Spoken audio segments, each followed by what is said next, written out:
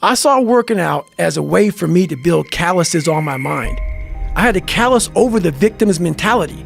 I always equated training to mental toughening. Like, it always looked brutal. People waking up early and doing all these things, and it looked horrible. I was like, wow, man, I gotta start doing that. Not to get better, bigger, and stronger, but that is what's gonna build me. That looks uncomfortable. That looks brutal. And getting up early, I don't wanna do that. So I made this long list of things that I don't wanna do. And through that, I found myself. I'm like, you guys aren't doing this shit in high school. You guys aren't getting up at 5 o'clock in the morning, running over here in this golf course. So I started seeing myself very differently than the average human being. I was like, hold on a second. I have something they don't have. And that's when I started to develop these things through working out. It was this great, never-ending work ethic. And through work ethic, I developed self-esteem. I watched a lot of movies, and I was really big into visualization. And I always equated working out to struggle. And I struggled my whole life, but I ran from it. So I started realizing, man, I gotta start facing the struggle, and I gotta be mentally strong for the struggle.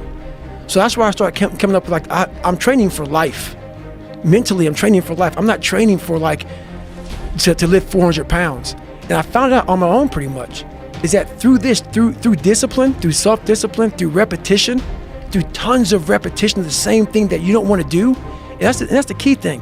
Through repetition of things you don't want to do, you develop mental, like an armor for your mind. You start to armor your mind, because your mind's like, okay, we suffer every day. That's what we do. We do stuff that sucks every day. So then when the suck stuff comes, you're ready for it. There's been this unrelenting voice in my head. We all have this voice. It's the right or wrong voice. And a lot of times that voice guides us into comfort. And my voice guided me into comfort a lot. But I have this other voice I heard my whole life saying, hey, motherfucker, what are you doing? No, man, we gotta go over here. We gotta go over here to that rock pile over in the fucking corner where nobody's at. That's where victory's at. We're over in that corner. So this voice was giving me all these answers. Now, I wasn't a real smart kid growing up, but I had this crazy voice in my head saying, over there is where the fucking answers are. And I didn't want to listen to it, because over there was pain.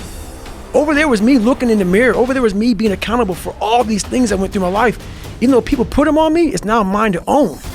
And I didn't want to go over there by myself, but I had to. And this voice was guiding me there.